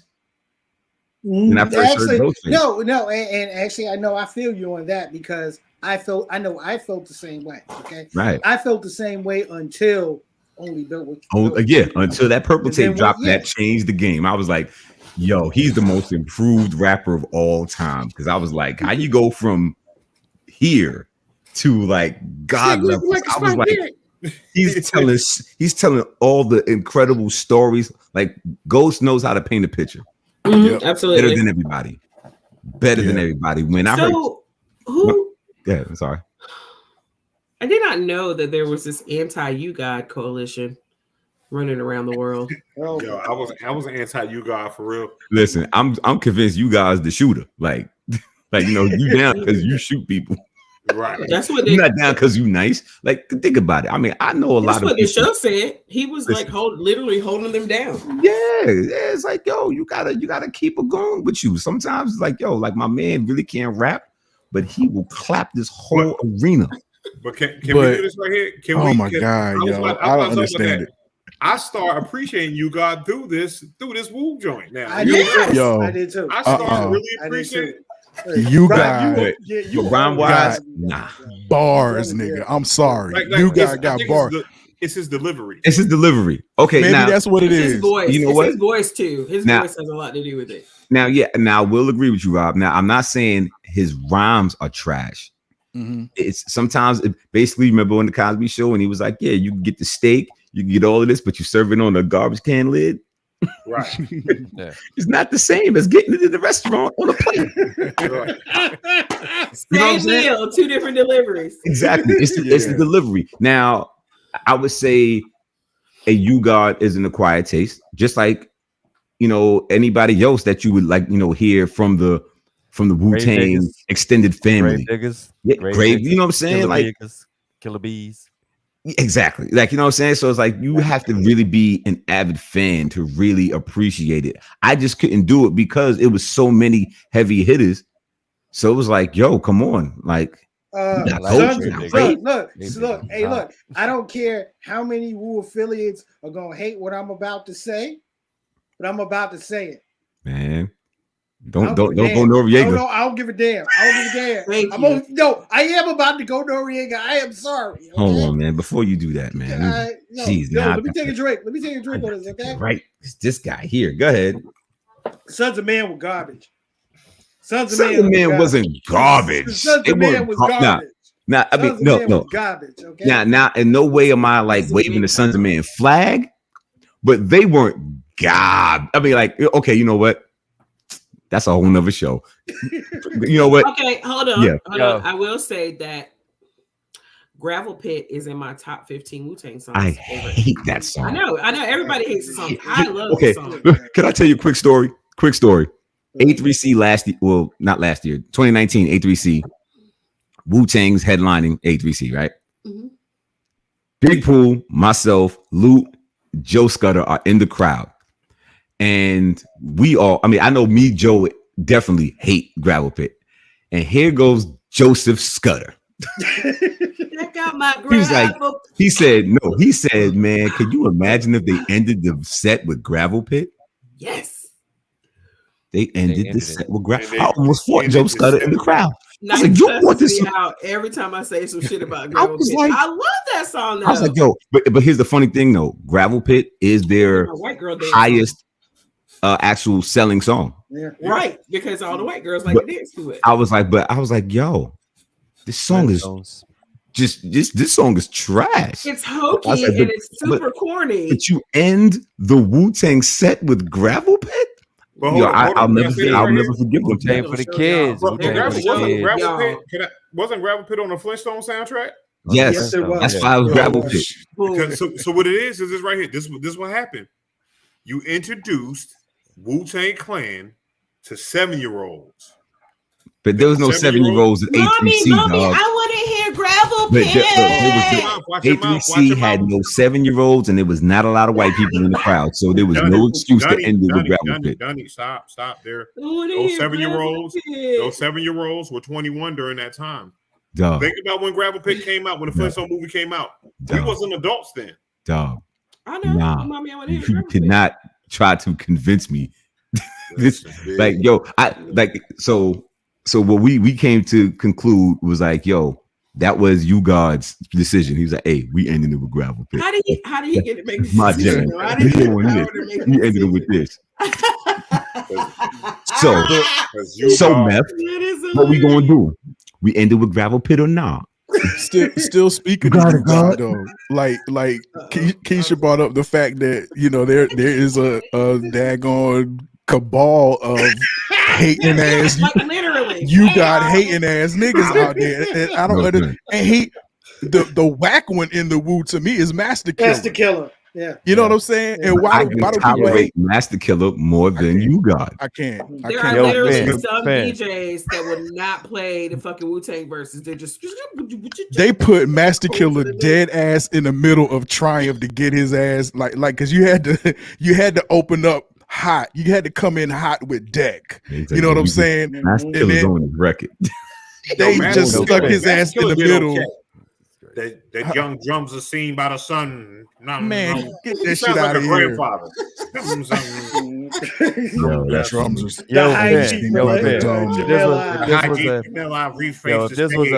are we talked this shit before, man. We talked this shit before, right? If a lonely MC came out and had to become like the master MC, putting KRS-One up top, I guess he would be the god, like. And you have to go through the 36 chambers of the Wu. How would you stack the deck Who would be guarding the gates? Who Master would be on Killah. the first level? Who would be on the second? Master All right, let's Killah. do this once and for all. He'd be guarding the gates. Master Killah would be Yes, guarding Master the Killah. gates. He's the the British are coming. The British are coming. Ass nigga. Yeah, exactly. No. Master Killah would be guarding the gate. Sons of Man would be them Britishers coming in. No. We got stages Really just in the Wu. The stages in the Wu. Well, what I'm saying is right. There's too many affiliates to go. If you played Halo, have you played Halo? You know the little turtle niggas? That's Master Killah and U-God on Halo. You know what I'm saying? The little turtle niggas. All right, look, man. Listen. All right, so that's the niggas. We're gonna stop flaming up Master Killah right now, man. We'll stop. We're gonna stop this madness. So that's the gate. So that's the Who's gate. in the yard? Who's in the yard? Who's in the yard? Old Dirty's in the yard. Old Dirty's in the yard. We gotta slow it down. He's gonna have enough to kind of confuse him. Drunken style. He's still gonna take a loss. But you have to put somebody to kind of you don't want to put the inept guard. That's gonna give the intruder more confidence. Oh, I'm going through them. So you got to put one inept and then one strong, and then or semi-strong. Then you kind of go back and I don't know what's going on. It's 36 chambers in here, son. I go get those. So it would be Master Killah. When he gets to the jizzer, he gonna get his head chopped off. Right. The jizzer gonna come on, Master son. Killah, you got. Hold on, that reminds me of the scene when the moment when Ray and Ghost were actually becoming friends, and they put them in the movie, and they were doing the kung fu movie together. It was from the Killah. Dope. Yeah. What am I gonna do tomorrow, that part of the story, I think everybody was waiting for. I mean, obviously because of the dynamic that they have on Purple Tape and on Ghost album, and then they're the 1-2 punch. Yeah, you know what I'm saying? They're in the conversation of who's the best, duo at this point. You know what I'm saying? So you got them. That'll be the longest match, yo. You got Kissing and Styles. Then you know what I'm saying? So it's Nas and AZ, but Ray and Ghost, they really got that. They're go back and forth, yo. They're back and forth. It ain't even that deep. It's not even that deep. Your flow got to be ill. Your flow got to be ill. Your flow had to be like Slick Rick. You had to talk to yourself in order to go against Ray and Ghost. You would have to come. You would have to have a Slick Rick. Yeah, you would have exactly. You would have to have a Slick Rick style and just talk to yourself. It was one of those days and talk. It's not much to do. And just be like, what the fuck, dude? That's how you would have to get Ghost andRay, man. Yeah, that's how you would have to get Ghost and Ray just got the best chemistry. They got chemistry. It's and even when you listen to Ghost and get lost in what he's talking about, it's yo, son, I don't care. It's still dope. I don't know what none of that means, dog. It's like listening to my crew. It's like listening to Camp Low. I'm like, dog, what did you just say? What does this mean? I don't care. It sounded we got real Google dope. now, but we didn't have Google back then. Yeah, very true. Man, Google don't even know. I type in Camp Low, Google be like, what? What? No, I but don't know what that means. the particular line or segment, because I do that with my boys. If we're listening to something, I'm like, do you know what that means? And they'll tell me, especially if it's a new song. But old songs, you know what that means. Just check the reference, and you learn like that, right? If it's a news reference or a fashion reference or just some kind of iconic reference from the time or antiquity or whatever. I remember one interview. Somebody asked Ghost about a line. He was like, man, I don't remember. I don't know. He was like, man, it's odd. I say something, it goes out there. I said, if he don't know, nobody know. I'm not worried about it. Ghost be like, I came through 6 bitches in the crypton. What the fuck? What the fuck? Ghost mean, man. He could basically say anything. Ghostface is the East Coast version of Shakespeare. No. Stupid. Shakespearean when it comes down to shit. You know what I'm saying? What's son's name? The kid. Sprinkle me, man. Sprinkle me. Oh, E40. E40 makes up things as he goes along, and it just becomes law. and Ghostface has the same power. And get quoted for many 2 For decades eons. after. And just to wrap Still it, not knowing yeah. you were quoted. You don't know what the fuck it means, but Yeah, you quoted because it sounds good at the time. And just to wrap this, and Ghostface son is West Side Guns. Well, look, Finn. Wow. Listen to West Side Guns. You know exactly what I'm talking about. I rock with West Side though. Yo, Finn. Look, man. Thank you for joining us. You wear a bunch of hats. Thank you. Tell everybody where they can find you and what you got coming up next, my man. All right, first and foremost, I need y'all to go to goldeneramusicinc.com. I don't need you to find me on Instagram. Go to my store. I got merch. I got clothing. I got joggers. I got hoodies, t-shirts, albums. You know what I'm saying? So first and foremost, Golden Era Music Inc. That's INC.com. Now, if you want to talk to me on the gram, it's at Finian St. Omer, but there's no space, so it's just Finian. It looks like Finian Stomer. So type that in. That's where you find me. You can follow Golden Era Music Inc. on Instagram as well. And definitely go to youtube.com/Golden Era Music. That has all the content that I got going on. That's with all my videos, my beat making show, which is called The Main Ingredient. And what else do I got? I got Vegan Made Meal. That's on Foodie TV. You go check that out. I got a lot going on. But coming out right now, Lineage 2 will be out in the summertime. I had to push it back. I got bigger plans on the rollout, and I'm glad the pushback happened because there's some things I couldn't get done by December. So because originally the album was supposed to be out September, but there were some things that I knew I could take advantage of and really win, like big money win quick. So I was like, all right, let me just put that to the side. So Lineage 2 in June of 2022. I might as well go ahead and leak this now. Me and my man Ja Freedom working on an album together. So we're gonna have some nice. Yeah. It's gonna be called Luxury Rap. It's gonna be real awesome. Ooh, luxury rap. Yeah, luxury rap's gonna be awesome. Then of course, Shame Gang, his new album is gonna be coming out sometime, I think February, March. Like he's back in the studio. Word. So Yo, yeah. I'm good. Look, I'm glad you mentioned that. Okay. Mhm. Look, man, the next time we have Shame on this show, all right? Yeah. We got to do it from your crib, man. Okay. We got to do it from your crib.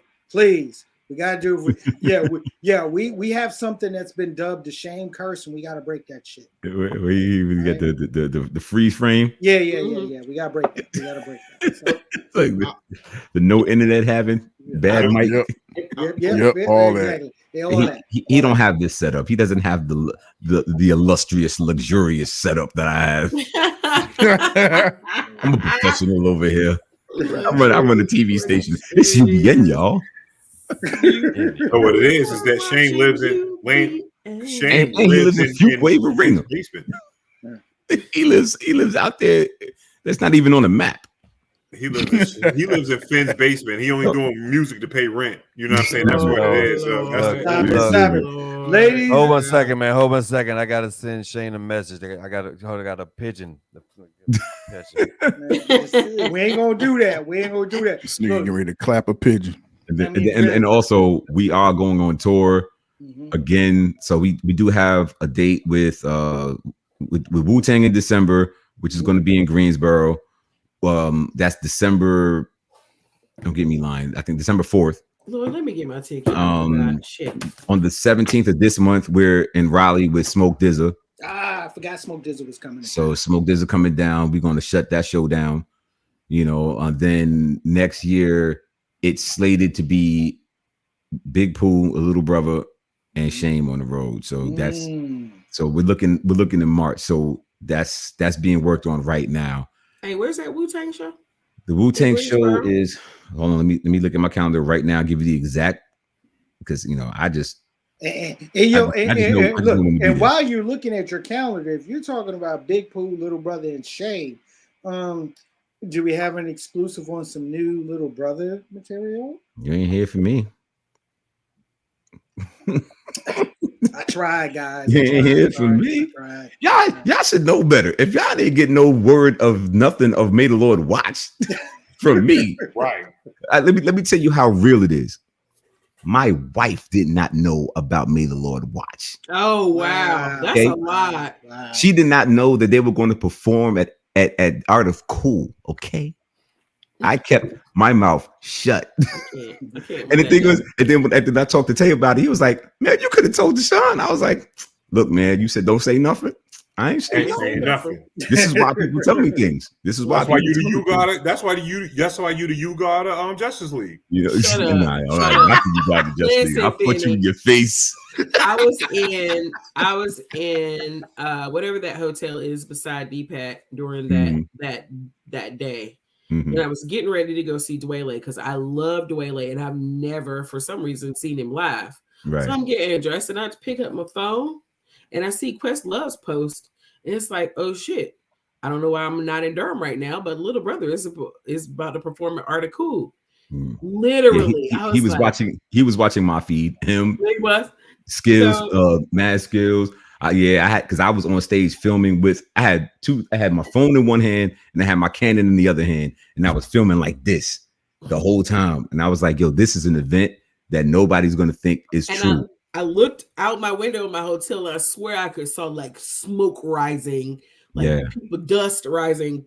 So ended up, of course, choosing little brother. It was right beside me. So of course, choosing like that. Right beside the, where was I? At the a loft. A loft, yeah. Yeah. And so I'm literally, these dudes I don't know, we're like linked arm in arm, skipping down the sidewalk from a loft over to the DPAC, and it was amazing. Y'all know the story of how that even happened? I've heard it before, I think. So originally, Royce the 5'9" was supposed to be in that time slot. He missed his flight. Suleiman called Tay and was like, yo, Tay, Royce can't make it. He missed his flight. Do you think you could just fill in the spot? Then he was like, give me a minute. Then he called Pooh. Then he called Knife. And then that's how that happened. Then Pooh called me. And Pooh was like, yo, son, I'm on my way. Bring your camera. Little brother's performing. And I was like, say less.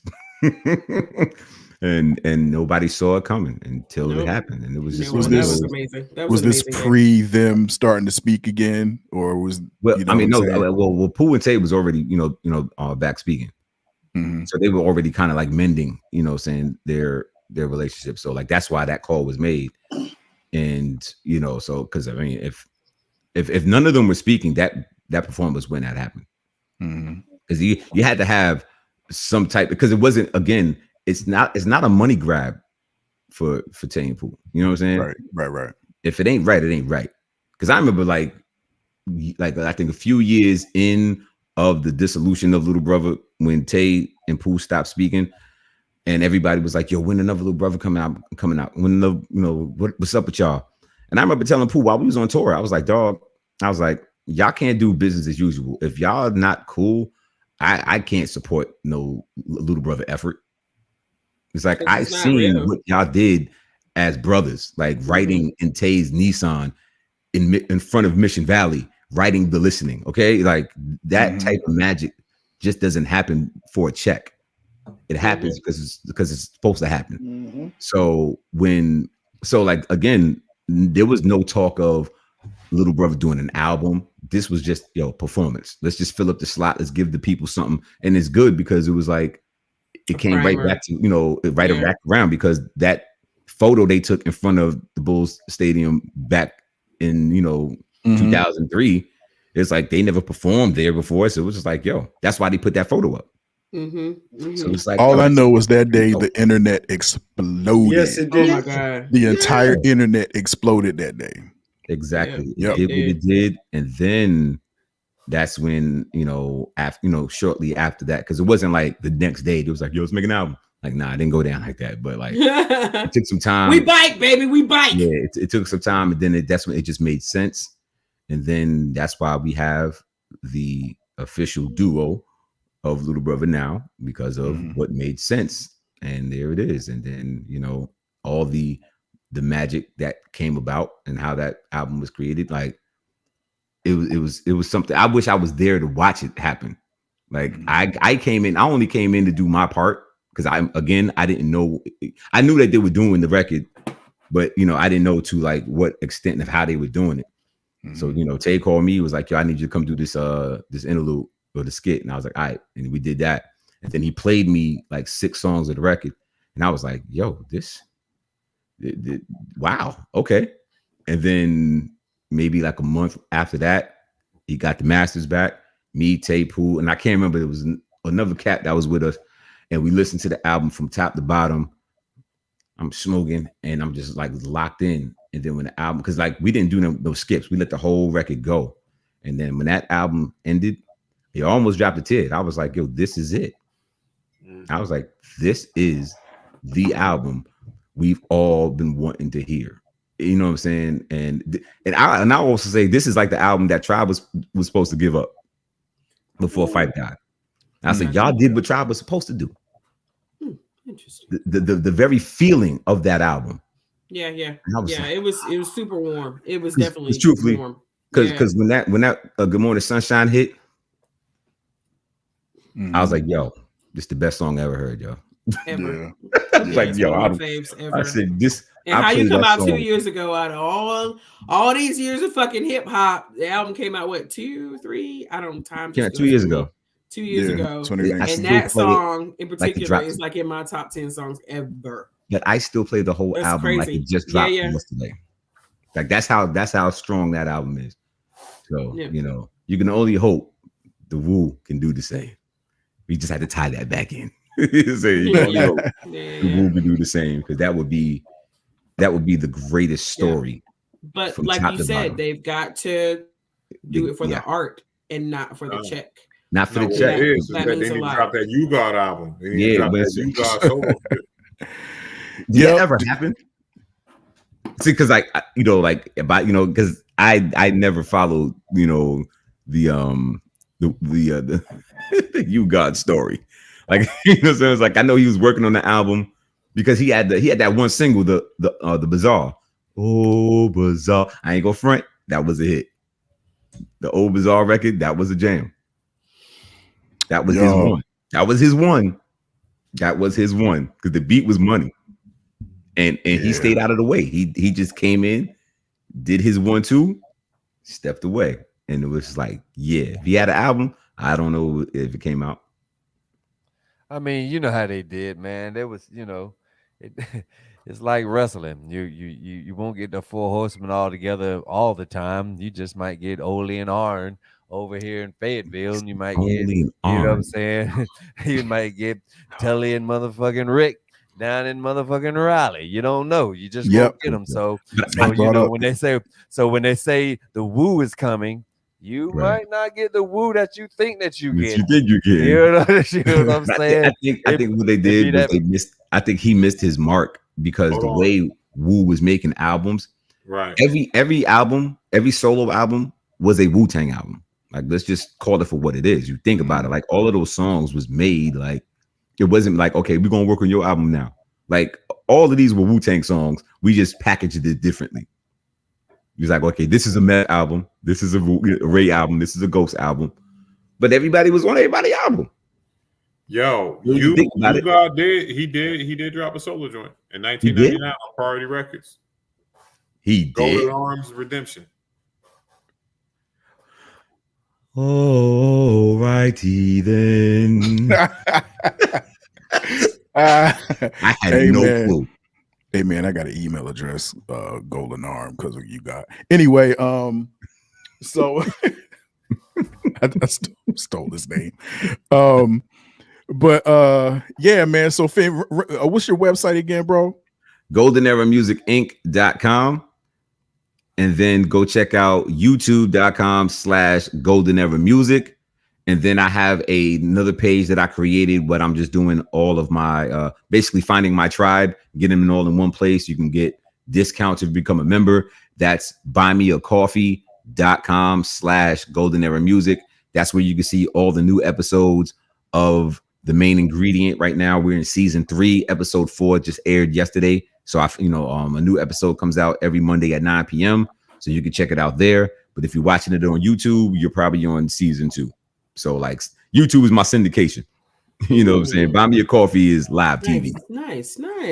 So That's yeah. nice. So and then of course, for everybody that's listening, you rap, you want to buy beats, go to beatstars.com/the1520s, THE1520S. The 1520s.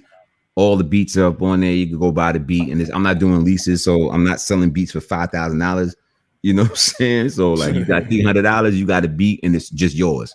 So like you don't got to worry about 15 people who bought a $5 lease. They got the same beat. You buy the beat, you get the track outs, and you go about your business. Oh, nice. That's Nice. what's up, man. Yeah. My crew from Lizard Lick be running Thank you, deep, son. My crew from Lizard Lick running deep, son. Everything's Yeah. Ladies and gentlemen, Finian St. Omer, thank you. Thank you. Thanks, homie. For coming through. The straight to tape again. Thank you. As always. Thanks, home. Wow. Well, yo, this has been a fun show, man. This has been a fun show. Yeah, man. That's definitely the homie. Yeah, man. Yo, Tico, do you have a quick theater of the weird for us? I do. Ladies and gentlemen, it's Tico's.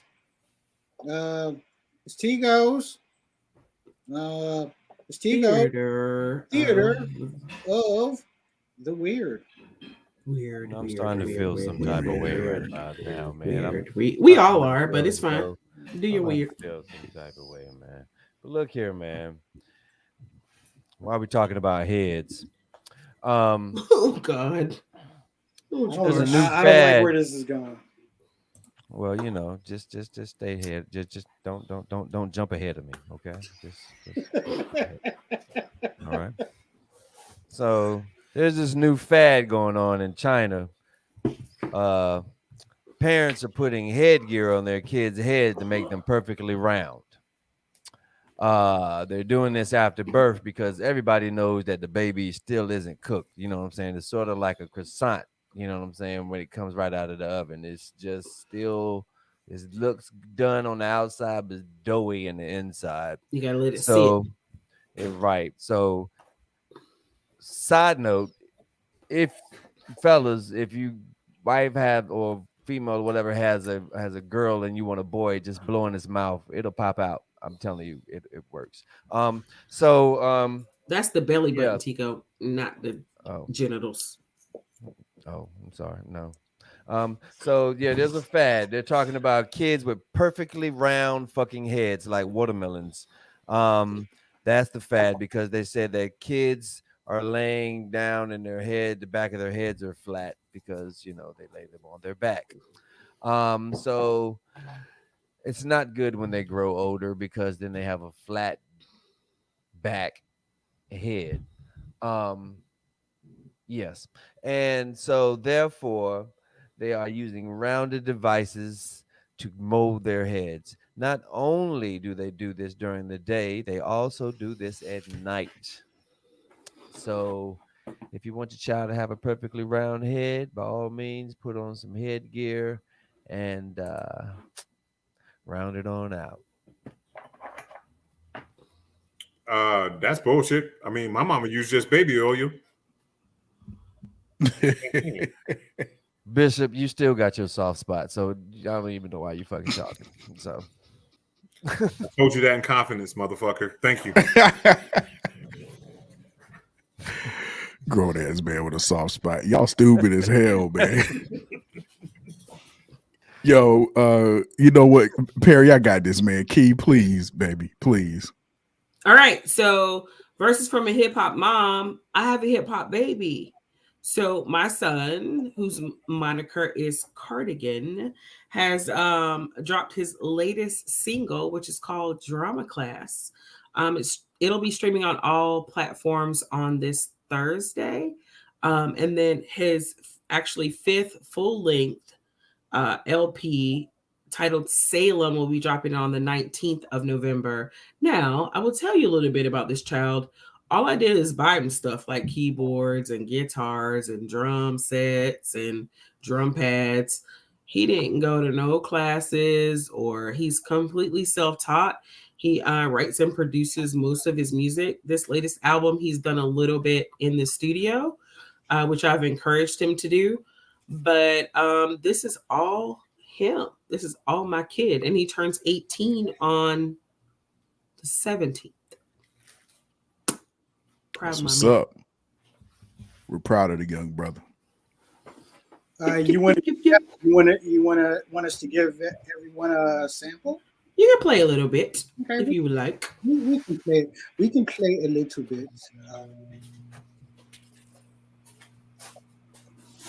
Definitely play a little bit.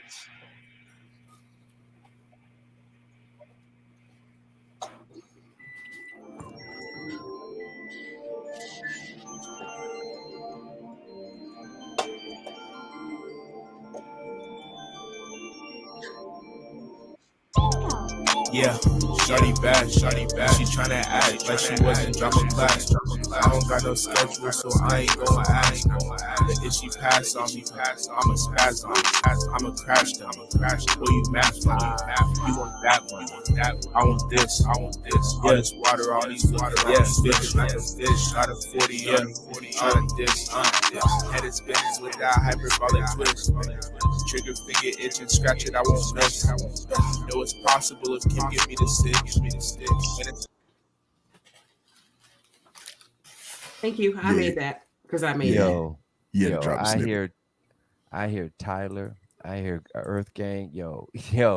I was just getting ready to say this. It's a lot of influence. You could tell that that's Keisha's kid. Exactly. Yeah. You can tell. And I hear some. You know what I'm saying? Yo.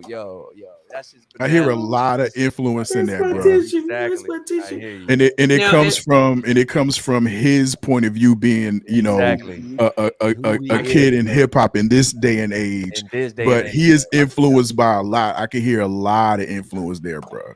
That's what's up. That 808 bottom, that 808 drop. Well, it's funny you say that because when I listened to it in the car earlier today and it knocks, but a while ago, he's like evolving. I see him evolving. He's evolving.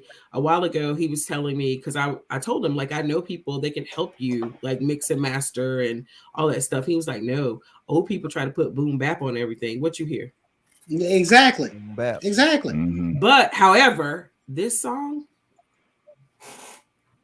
is a little more mature than the ones he's done previously, because he's talking about a girl and there's some things in there that I, as a mom, whatever. But it's great. It's great. He's exploring himself. He's doing all of the things. But thank y'all for listening and check him out. He's on SoundCloud. That single's on SoundCloud currently. It's Cardigan, just like you spell the sweater, CARDIGAN. And his album Salem will drop on the 19th. Look, as a mom, be proud. I am very, very be proud. Be proud. As supporters of Straight to Tape, look, be supportive. Go over to SoundCloud, support it. Whenever it drops, whenever it drops on any of the platforms, support it. Okay. But as a hip hop head, that shit was fire. As a hip hop head, as a hip hop head, yo, for real. The growth, the knock, just grow with this young man. I'm trying to tell you, it's more to come. I'm telling you, it's crazy, yo, crazy. Thanks, guys. Ladies and gentlemen, as always, thank you for joining us on Straight to Tape. Remember, you can find us Tuesdays, 8 p.m. Eastern Standard Time, right here on Facebook Live, YouTube, and Twitch. Audio version of Straight to Tape is available on your favorite podcasting platforms. Make sure you follow us on our social media platforms, Facebook, IG, Twitter, Straight to Tape. And yeah, go over to YouTube, hit that subscribe button, get the notifications for all the stuff that is related to Straight to Tape. You know what? You might even get some honey mustard boy stuff in there as well. So, Lord. It's a Waves smash. and curls, waves and curls. waves and curls. Did you have a Waves head? Don't and start. curls. Don't start. Waves and Don't start. curls. Waves and curls. Yo, Rob. That nigga feminine side came right out when you said waves and curls, boy. Look, nigga. Look, nigga. Show some love in the comment section. Damn it. Oh my god. I can't with you. Please hurry up. Nigga. That tight ass band around his head. He's gonna pop like a that watermelon.